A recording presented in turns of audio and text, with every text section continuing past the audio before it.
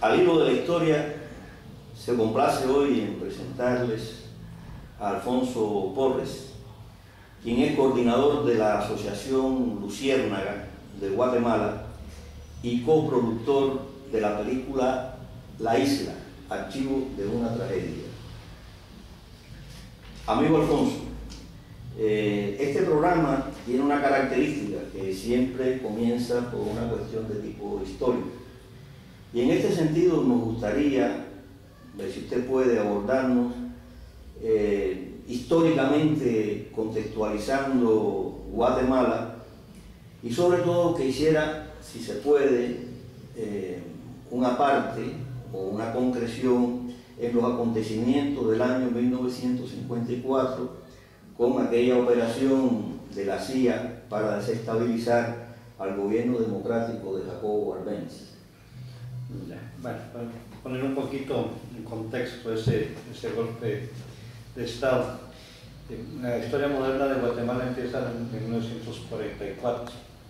Se da la Revolución de Octubre, donde hay un triunvirato encabezado por Álvaro Guzmán, Javier Arana y otro señor de apellido Guillermo Toriel.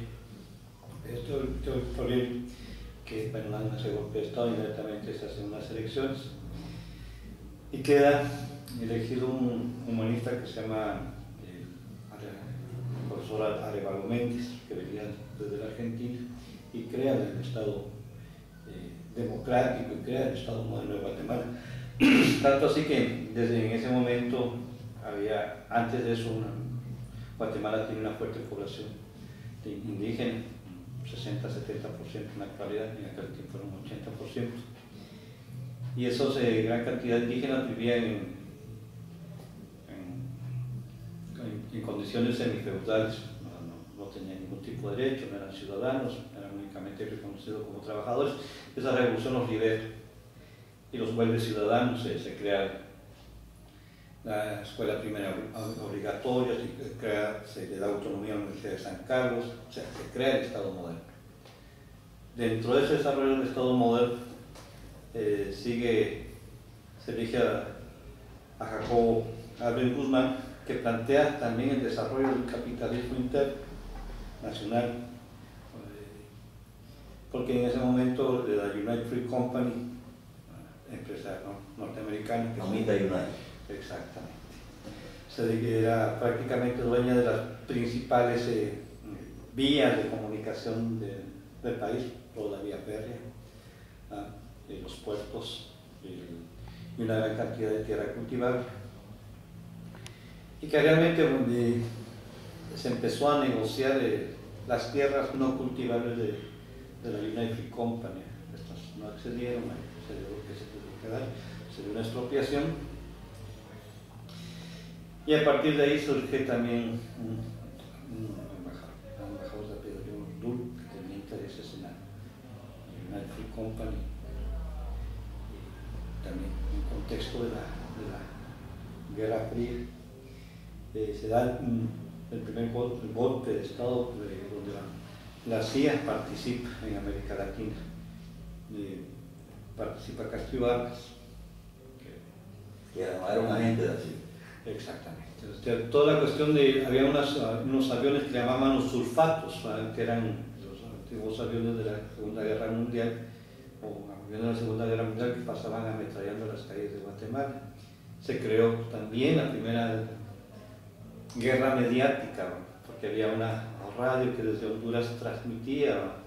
Se utilizó también a la Iglesia Católica, el Cristo Negro de Estípulas participó la Iglesia Católica de muchas maneras para desestabilizar el régimen, que era un régimen que estaba planteando un desarrollo social de capitales internos con una gran cantidad de beneficios sociales. Había planteado la cuestión de la reforma agraria como una forma también de retribuir a los indígenas, que siempre fueron despojados de cualquier cantidad de derechos y que eran realmente las personas que estaban haciendo producir la tierra. Entonces había varias cuestiones en relación a eso.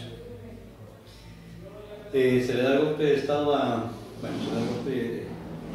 surge Castro Vargas, que 1 o 2 años después es asesinado dentro del palacio. Bueno, para no serlo tan largo, surgen los regímenes militares. A partir del 54 hay un alzamiento dentro del mismo ejército. La primera dirigentes de la guerrilla guatemalteca son militares dignos, se le podría llamar. John Sos, Tito Churlin, crean las Fuerzas Armadas Revolucionarias, ¿ya? Y que inician el conflicto de 36 años de guerra interna en Guatemala. Esa guerra interna se agudizó a partir de 1978 con otro golpe de Estado. En este periodo se dio una serie de golpes de Estado, ¿no? Se derrocaban los militares, se ponían otros, cuestiones de mando, por cuestiones de cómo se debería manejar el Estado, por cuestiones de intereses económicos, por enriquecimientos ilícitos. Y en el 78 asume Ríos Montt con otro golpe de Estado que se le da a Lucas García y su candidato, que era un general de Arturo de Guevara. Y en ese proceso del 78 al 84 se recrudece la guerra.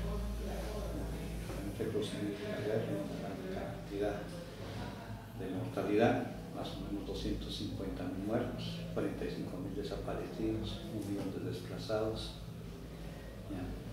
En 1996 se firman los acuerdos de paz.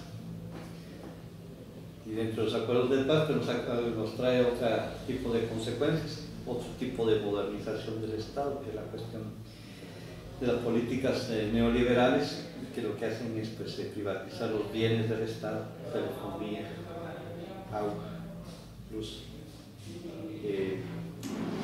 los negocios rentables del Estado.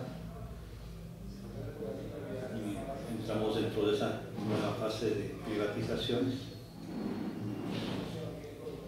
Llegamos a nuestra crisis financiera, se hace una serie de legislaciones en Guatemala que permiten la cuestión de extracción de minerales, una ley de minería donde se cobra el 1%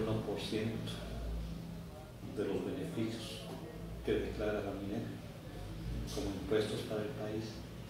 Hay una gran cantidad de explotación de recursos naturales, sobre todo la cuestión de producción de energías hidroeléctricas y la producción de agrocombustibles. Eso como para resumir de alguna manera por dónde estamos. Vale.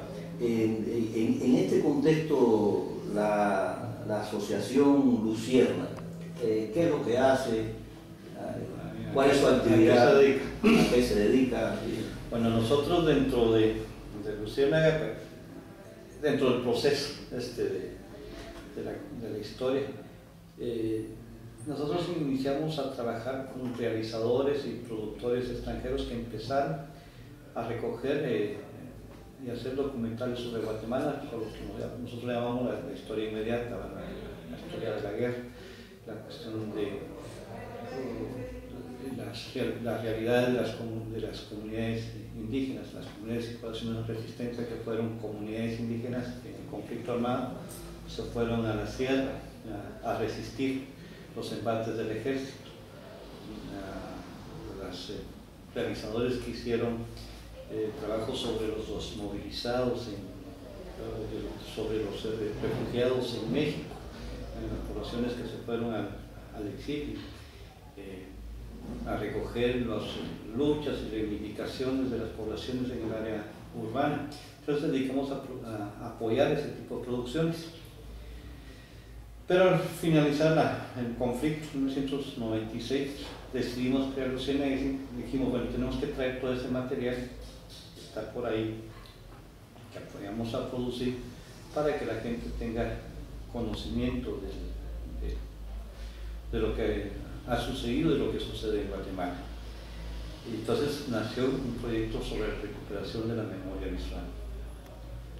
Nosotros tenemos 15 años de estar tratando de recuperar la mayor cantidad de materiales que cuentan la historia de Guatemala de manera visual, audiovisual, fotografías, discos, cintas, películas, ¿no? ¿Por qué lo hacemos? Porque nos dimos dimos cuenta que también había dentro de los sectores tradicionales y que han mantenido el poder, pues la historia contada desde otro ángulo. Es una cuestión que no les beneficia de ninguna manera. Ellos empezaron a borrar, bueno, mejor dicho, borrar todos los archivos de la televisión privada. La televisión pública había noticieros con 25 o 30 años de existencia. Lo borraron todo. El único archivo que tienen es un archivo que perteneció a un noticiero cuyo Mario David García, en extrema derecha, que es el único archivo de esos noticiarios que existen.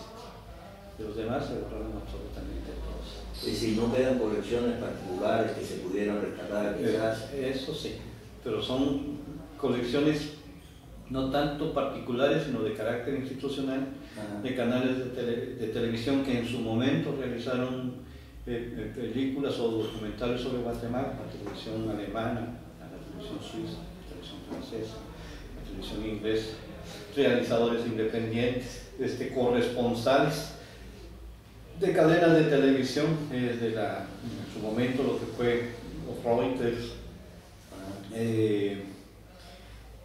Reuters, incluso algunas cosas de lo que fue antes de que se convirtiera en CNN, NBC, ABC.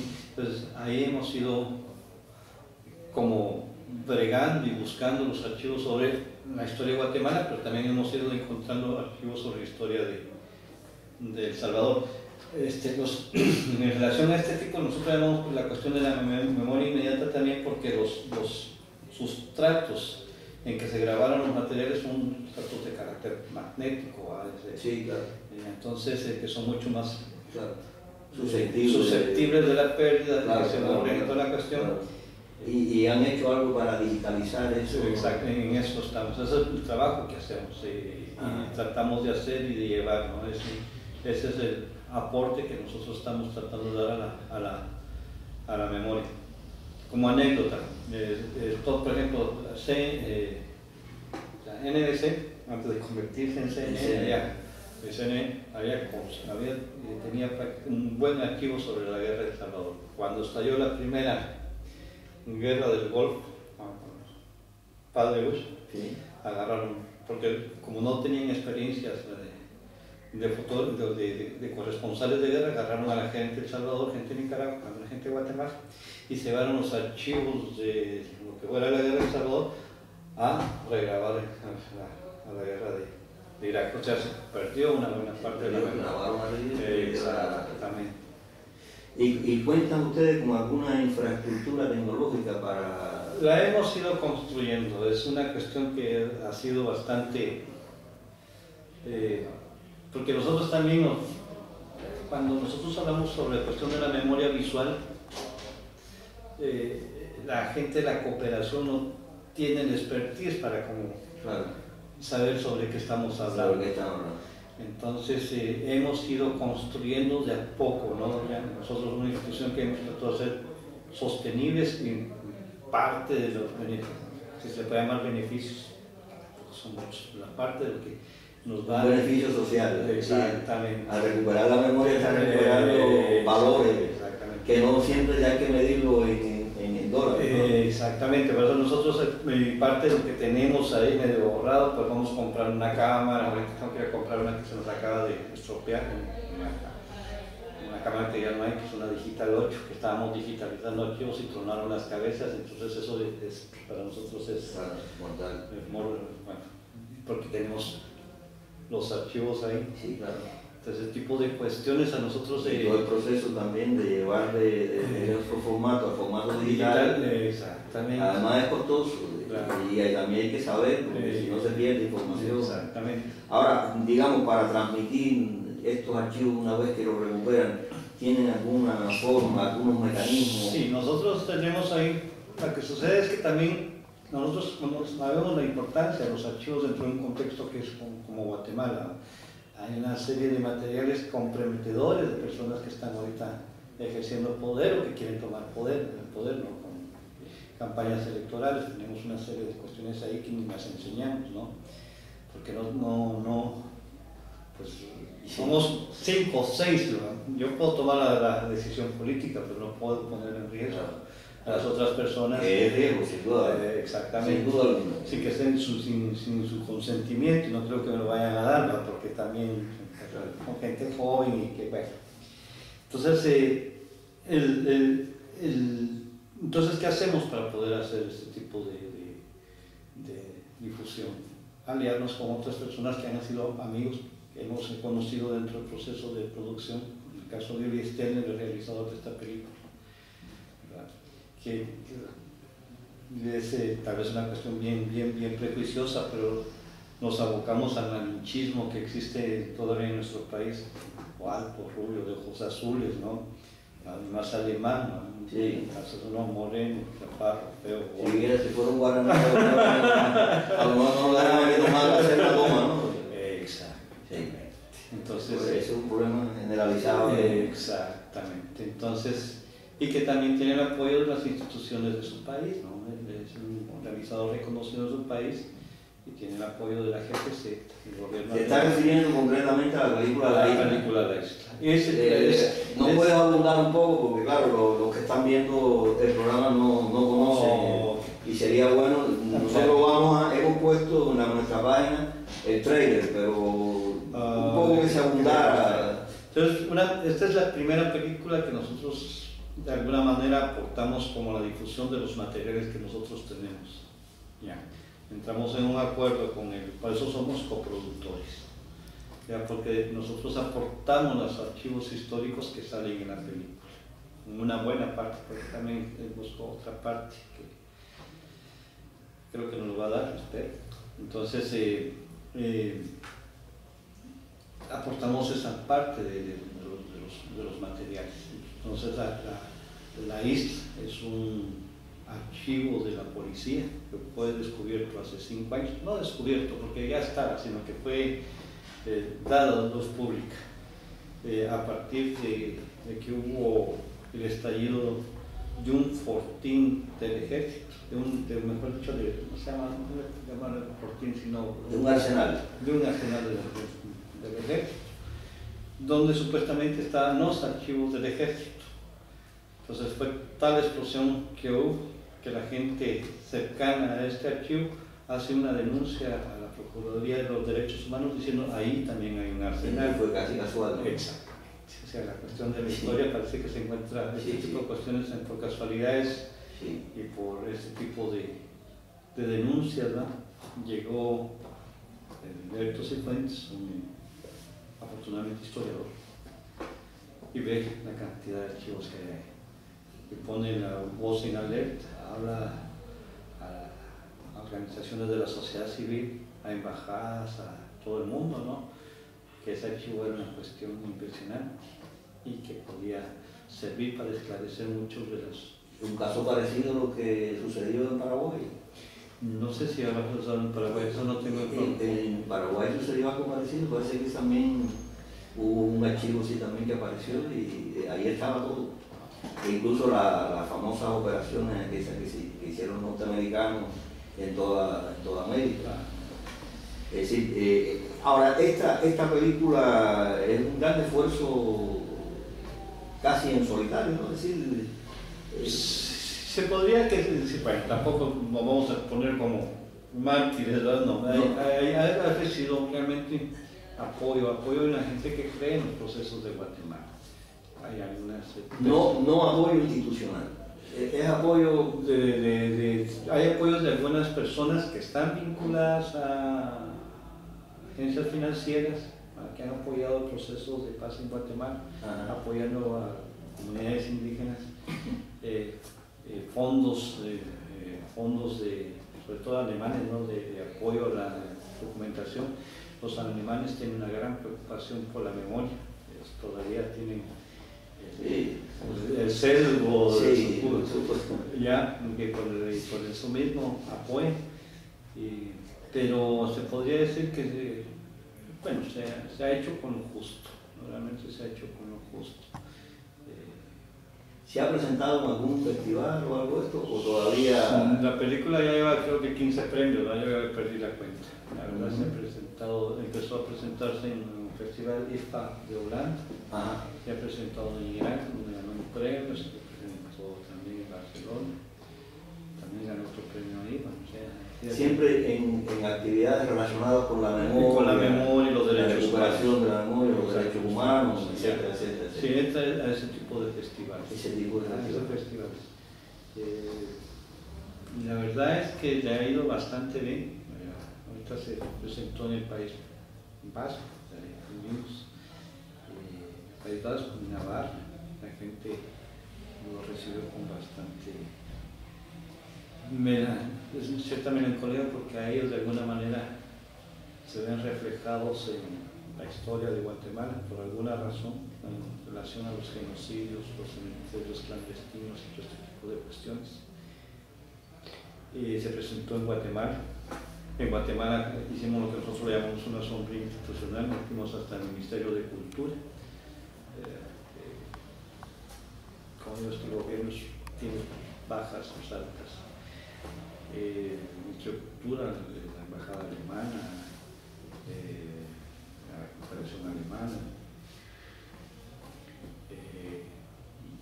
la Universidad de San Carlos. O sea, le dimos una cobertura institucional donde nosotros aparecemos como pequeños, que realmente somos el centro de trabajo técnico, pero el protagonismo institucional también nos ayuda a nosotros. Claro, ahora, en este momento donde planteas esto, ¿no? Que hay cosas que uno ve que van para acá, que van para allá, ¿cómo se puede contextualizar la realidad guatemalteca en el conjunto de la situación de América Latina? Bueno, vamos a ver. El primer experimento de golpe de Estado dentro de este periodo norteamericano de Obama lo sufre Guatemala como experimento, un ensayo, antes de ir a Honduras. Eso es dentro de esta...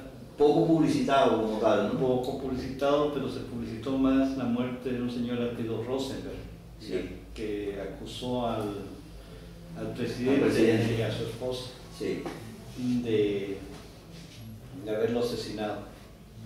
Esto desató todo un movimiento desde la derecha, y casualmente todos los de la derecha como que se visten de blanco, ¿no? Es una cuestión interesante, una cuestión simbólica. Una cuestión simbólica que habría que ver las connotaciones que tiene.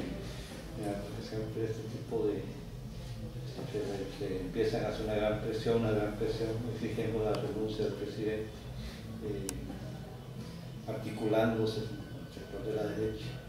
Y bueno, entonces surge un sector desde el gobierno, que ya es el sector popular, es el sector donde, ¿cómo se llama? El Estado aplica sus medidas populistas, que son pues, una serie de programas presidenciales que lo maneja la esposa del presidente, por cierto. Pues lo interesante, no lo maneja el presidente, lo maneja la esposa del presidente, haciendo campaña política con esos programas.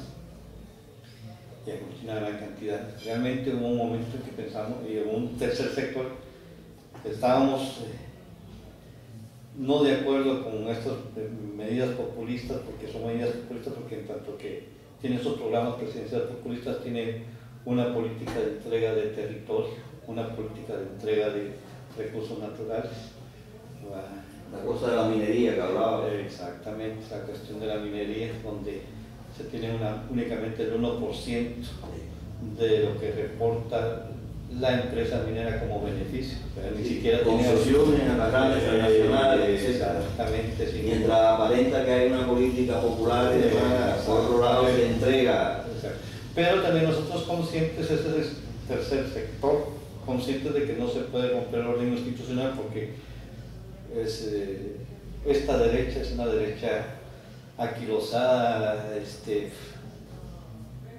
qué sé yo, una mentalidad de cromañones, ¿no? Porque me arden un poquito más allá, porque realmente es una derecha criolla, racista, clasista, discriminatoria en todo. Se puede hablar de una oligarquía de oligarquía, o sea, con una mentalidad criolla, o sea, en el sentido de todo lo que significa lo criollo, ya ese tipo de mentalidad medieval, ya, porque a eso corresponde. Se mantiene visible el problema de la discriminación con la étnica, por ejemplo. Totalmente, Guatemala sigue siendo un país racista, claro, más solapadamente porque ahora está mal visto declararse racista o ser racista como tal, pero sigue siendo. Se advierte. Solapado, pero se aplica, el racismo se aplica. Las empresas no tienen profesionales indígenas, o sea, ninguno. El Estado tiene, pero las empresas no. El Estado como tal, dentro de todo este proceso de los acuerdos de paz, hubo un acuerdo sobre identidad y derechos de los pueblos indígenas y que de alguna manera los indígenas lograron colarse dentro de las instituciones del Estado, pero las empresas privadas no, eso es otra cosa. Es otro universo. Es otro universo. ¿Ya? Entonces, ese primer ensayo se dio en Guatemala. Además, de verlo de esa manera, ¿verdad? Que es un gobierno populista, también hay una variable, que es la variable del narcotráfico, ¿verdad? Que es una fuerte variable, que toma decisiones, que no permite que el país entre en crisis económica, por la gran cantidad de lavado de dinero que hacen los bancos, una gran cantidad de migración hacia los Estados Unidos. Las remesas deben ser tremendas. Es el segundo renglón declarado, sí. Pero yo creo que es el primero porque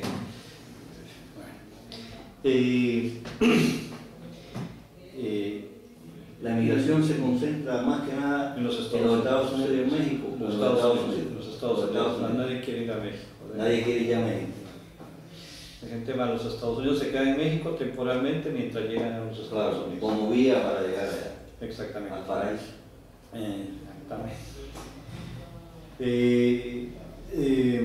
Además también hablar de la cuestión de un crecimiento de los movimientos sociales en la defensa de sus recursos. Las comunidades enteras, cuando estamos hablando de comunidades enteras, estamos hablando de la totalidad de una comunidad, de las comunidades, sobre todo indígenas, se manifiestan en contra de la minería y los megaproyectos. Hay esos procesos de defensa. Ahí el amigo Lolo me hizo llegar un vídeo donde participan 25.000 habitantes de una comunidad defendiendo su derecho. Es impactante ver tantas personas y con la claridad positiva, ¿no? Con que están defendiendo sus intereses. Porque están defendiendo la vida como una cuestión insustancial. Además, todos los municipios de Huehuetenango. Y eso, esta gente de Ustantán, bajo presencia de la policía y del ejército. Es una cuestión interesante, no se amedrentaron. Llegaron, negociaron con el ejército, porque tampoco el ejército se va a enfrentar a 25.000 personas, porque no puede evidenciar una represión ni justificar una represión de ese tamaño entre la comunidad. Además, con presencia de varias personas en medios internacionales, acompañamientos, ¿no? Entonces es un país que está ahorita, que tiene múltiples facetas, múltiples dimensiones, ¿no? Y posiblemente la señora que está la esposa del presidente llegue al poder, yo creo que puede ser. Que se postule para presidente. Sí, esa es su intención. Y por eso es que la derecha pura y dura, que no permite que se le regale ni siquiera de manera populista un pan a un pobre, le ataca. Exacto. Ahora, se puede hablar de que se aprecia un incremento de la fortaleza de los movimientos sociales, es decir, algo parecido a lo que ha sucedido por allá por Bolivia y estas cosas, es decir, las comunidades de esta... Ahorita hay una cuestión interesante. Guatemala, bueno, después de los primeros acuerdos de paz, la izquierda como tal, que es institucional, si se le puede llamar, se encarga de hacerse harakiri por una serie de razones. Mal la interpretación de los sucesos, mal la gestión de sus negociaciones, y entra durante 15 años, en 15 años que hay el proceso de paz, en una atomización de un montón de instituciones y de organizaciones que hacen de todo, desde la defensa de los derechos de la mujer, defensa de los niños, o sea, una especialización de las distintas defensas del quehacer humano, a nosotros la cuestión de la memoria. Pero con esta cuestión de la defensa del territorio, de la defensa de los recursos, sucede un fenómeno interesante. Otra vez nos empezamos como a articular, sin que haya una cabeza visible, sin que haya un liderazgo. Entonces la cuestión de las asambleas son comunitarias, asambleas comunitarias, donde hay libre participación de explicación de motivos y donde la gente se suma. Entonces hay ese tipo de red de alianzas, ¿verdad?, que no están estructurados bajo un proyecto o un programa político, ¿verdad?, por ahora, pero creo que a eso se va a poder llegar en el momento en que haya un líder o dos líderes carismáticos que lo puedan articular, que lo puedan armar. Hay que esperar a ver qué sucede. Ahora, yo me imagino, Alfonso, que el trabajo de ustedes no debe contar con mucho apoyo de los medios, de los grandes medios. Ninguno. Y ¿cómo se ve este problema ahí por los medios? Porque, por ejemplo, usted entra ahí por internet o algo y entra a los medios de ahí de Guatemala y eso es tremendo, ¿no? Es decir, ¿cómo ustedes logran abrirse un espacio en eso tan complejo, esa red tan tupida y tan controlada de los medios? Eso es parte también del proceso. Ahorita estamos planteando unas redes a nivel regional. ¿Por qué? Porque la temática de la minería, la temática de la extracción, el capital extractivo que le llamamos nosotros, que es eso de que cambia la cuestión de las características del capital, ya no es un capital financiero, es un capital que extrae riqueza, ¿verdad?, a partir tanto de la crisis financiera como a partir también de la crisis energética. La producción de agrocombustibles es venir y sustituir alimentos o grandes plantaciones de alimentos, claro, o la posibilidad que tenían las comunidades de arrendar tierras para sembrar maíz, cuando se convierten en combustible para los vehículos. Exactamente. Mira, y lo que se genera ahí no queda en el país, pero el 1%. Más el deterioro del medio ambiente, etc. Exactamente. Esas condiciones están sucediendo en toda Centroamérica, en Nicaragua incluso, con el gobierno de Ortega sucede exactamente lo mismo, a pesar de que es un poco más de izquierda, sucede con Correa también. Correa acaba de firmar un convenio de explotación minera y petrolera sin haberlo consensuado con la CONAI, y tiene graves problemas con la CONAI, que son la Coordinación Nacional Indígena, ¿no? O sea, realmente los intereses del capital extractivo se están moviendo sin ver ideología, sin ver posicionamiento. Sí, el dinero es dinero, el capital no tiene frontera. Entonces estamos planteando armar una red, estamos en eso, ahorita una primera red dentro de lo que es Centroamérica. En un momento asistimos también al ALBA de los pueblos, donde se planteó ALBA Televisión en algún momento. Y está planteando el ALBA Comunicación, donde haya un espacio para difundir este tipo de materiales.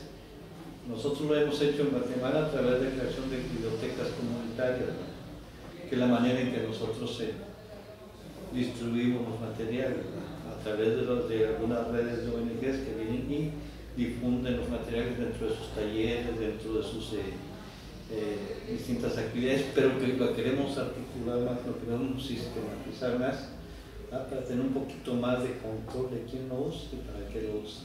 Se hace pero ¿Y tienen acceso esos lugares a internet o eso está todavía muy complicado? Nosotros vemos la cuestión del internet como también tenemos un planteamiento sobre lo que es la comunicación, porque muchas veces, bueno, la cuestión de la comunicación se construye, como estamos acostumbrados a tenerla, somos pocos los que tenemos el privilegio de producir, pero la gran cantidad de la gente ve la comunicación como una herramienta que les informa, siempre es algo que les informa, están del lado de la recepción. Entonces estamos tratando de construir nuevos fundamentos de comunicación, por ejemplo, en vez de ser una comunicación de carácter coyuntural, que sea una comunicación que construye un proceso. En vez de ser una comunicación efímera, que sea una comunicación de carácter concreto. ¿Ya? En vez de ser una comunicación de una sola vía, que sea una comunicación que tenga toda la interactividad. ¿Ya?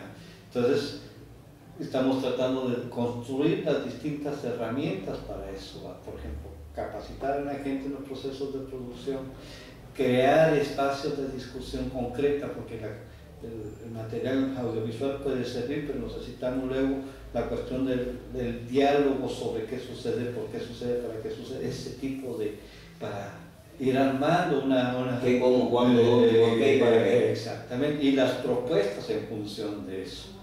¿Ya? Entonces ese tipo y cuando hablamos de lo efímero, no únicamente quedarnos con el elemento, la nota corta, el informe o el documental, sino el conocimiento de la historia, el acceso a los documentos, el acceso a las herramientas, para que sea un proceso de conocimiento y formación. En eso andamos, estamos viendo cómo lo articulamos, cómo lo armamos, para no caer en los vicios de la comunicación de los grandes medios, para que de alguna manera también nosotros caemos en el juego. Claro. Ahí está el famoso emisor, receptor del mensaje, que eso era la Segunda Guerra Mundial. Ya hablar ahora de interactividad y de redes sociales donde haya participación activa, eso es casi una herejía hablar de ese problema. Pero bueno, tenemos la misma visión del problema. Perfecto. Bueno, pues le damos muchas gracias al amigo Alfonso Porres por su presencia esta noche aquí y le deseamos muchos éxitos en toda esta tremenda actividad. Si quiere finalmente decirle algo a los... Bueno, espero que si pueden tener acceso a ver la película La Isla, ahorita no tengo ni el calendario ni nada porque me tienen secuestrado las personas de siembra que me están manejando la gente, pero sí, con gusto que puedan ver la película para que vean de qué estamos hablando. Vale, pues muchas gracias.